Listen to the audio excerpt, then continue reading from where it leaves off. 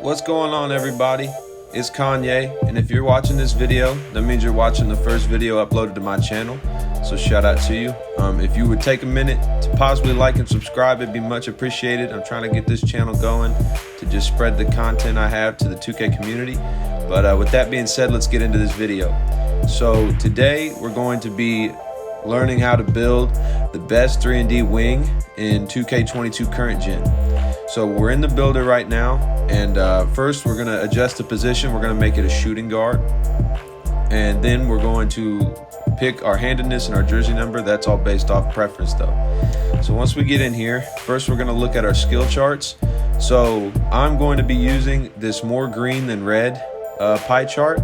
In my personal opinion, this is the best pie chart for making 3&D builds this year. So we're going to go with that. Now, we're going to come over to the physical profile, and depending on how you want this build to play, if you want to be better at the on ball and guarding guard side of things, you might go with speed. If you want to be better at guarding the bigs, then you might go with speed invert. Personally, I'm going to go with speed invert because I want to be able to guard all 5 positions on the court, because I want to use this build not only for 2s, 3s, I want to be able to use it in 5s. So I'm going to go with the speed and vertical because it opens up the versatility on defense. Now, for our attribute points. First, you're going to max your driving layup, and you're going to max your driving dunk.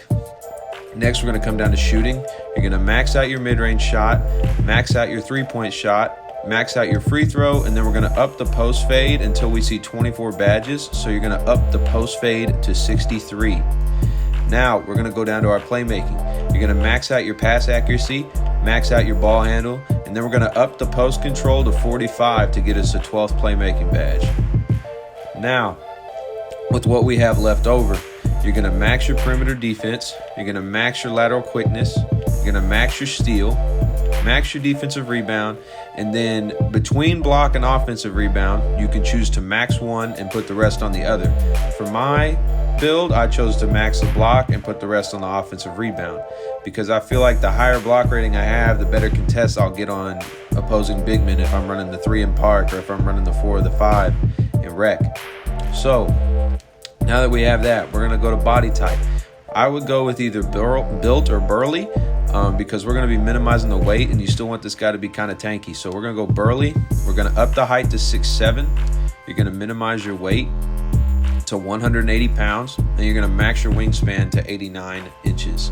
So now that we've done all the physical adjustments, you take a look at your attributes here. So our starting mid-range shots in 81 and our starting three-point shots in 80. So at a 99 overall, we're going to be seeing a 85 mid-range and an 84 three ball, which is incredible in the game of 2K22 because they've lowered the requirement on the level 3 ball you need to green. So having anything in the 80s, you're going to be a green light. Now we look down at the defensive stats. We've got an 81 perimeter defense, an 82 lateral quickness, an 83 steal, a 76 block, and an 81 defensive rebound. So you can see here you've got the defensive rebound and the block to play the big, to contest shots in the paint, to grab the boards, but you also have that 80s perimeter defensive stats that allow you, if you're running the pick and pop or the pick and roll, trying to guard that in park, you can either switch off with the guard on your team, or you can just follow the roll or follow the pop. This build really opens up your versatility on how you play defense in park games especially. Now we look at our physicals. So we have an 81 speed, a 79 acceleration, and an 80 vertical. Now, once you hit 99, you get a +4 on that. Not to mention, if you get your Gatorade boost, you get another +4. So you would be sitting at an 89 speed, and then you'd be sitting at an 87 acceleration, and then you'd be sitting at an 88 vertical, which are great numbers for a build that's 6'7". But now let's look at our takeovers. So interestingly enough, this build actually gets 4 choices when it comes to takeovers. The first choice, you got shot creator. I would not recommend this just because you're not going to be running with the ball in your hands that often. So these opportunities to use this takeover are not around. Next, you got playmaking take. You're not a point guard. And personally, if you're not making a point guard or a build that's going to handle the ball often, this is not a useful take. Now we've got spot up shooter and lockdown take. Both of these takeovers are going to be great options for this build. Personally, I went with lockdown take. Now, you're going to see that this made a perimeter lockdown. Now, before you click off the video, hold on for just a second, because I said in the title, I'm bringing you 2 rare builds.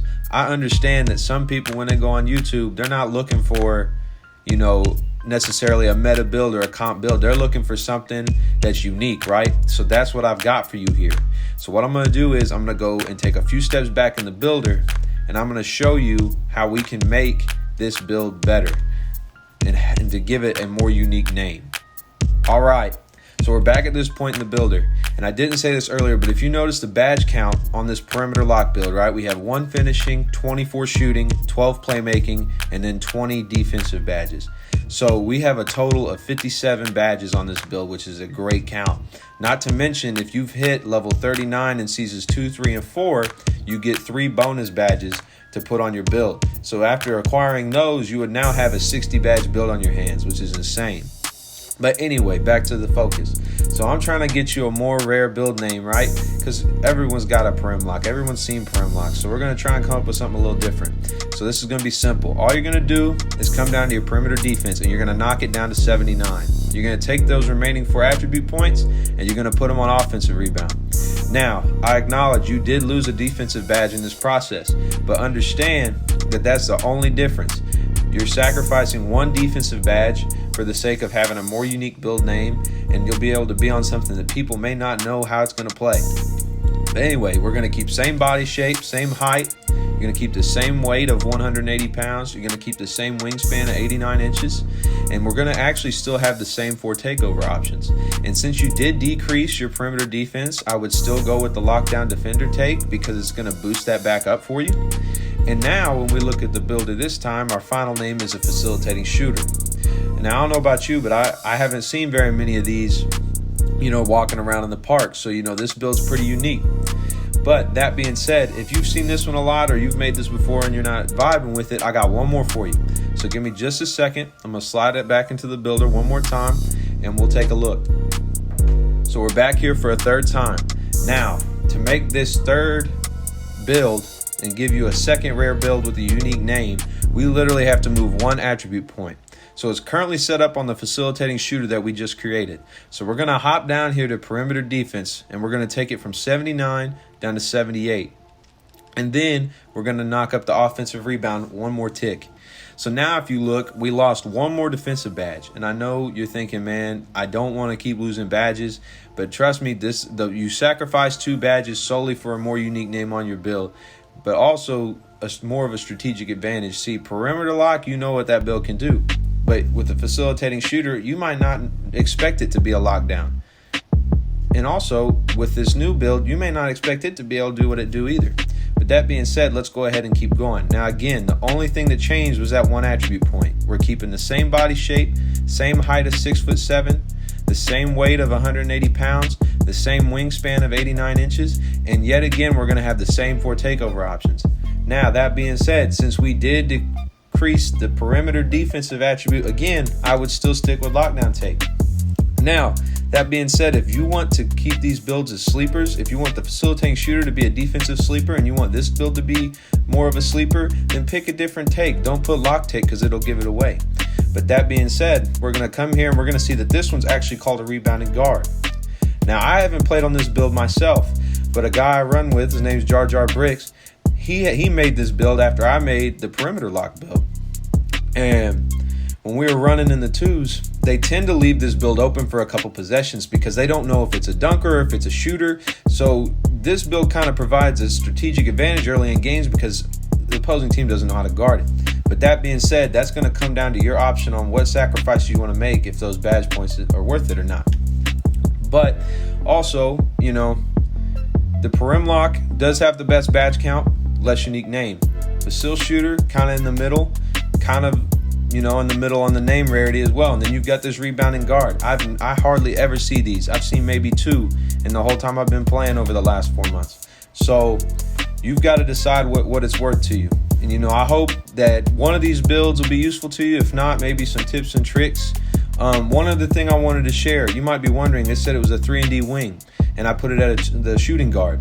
Well, let me just say, for a note, the more green than red pie chart, if you build it on a shooting guard build, you will find yourself with a higher badge count than you would if you did it on small forward or power forward. So just note that. The shooting guard position tends to give you more badges on the green builds. But anyway, with that being said, I want to wrap it up. Thank you all for watching to this point if you're still here. And if you thought any of this was useful or helpful, if you could please drop a like and subscribe, or even leave a comment for a new video that you'd like to see, or a build or style of build even. But with that being said, thank you. I'm going to be trying to put out content once to twice a week and streaming on occasion. And hopefully, I can grow this channel and just keep bringing you guys the knowledge that I have and I've acquired. But with that being said, y'all stay safe and have a good rest of your day. See you.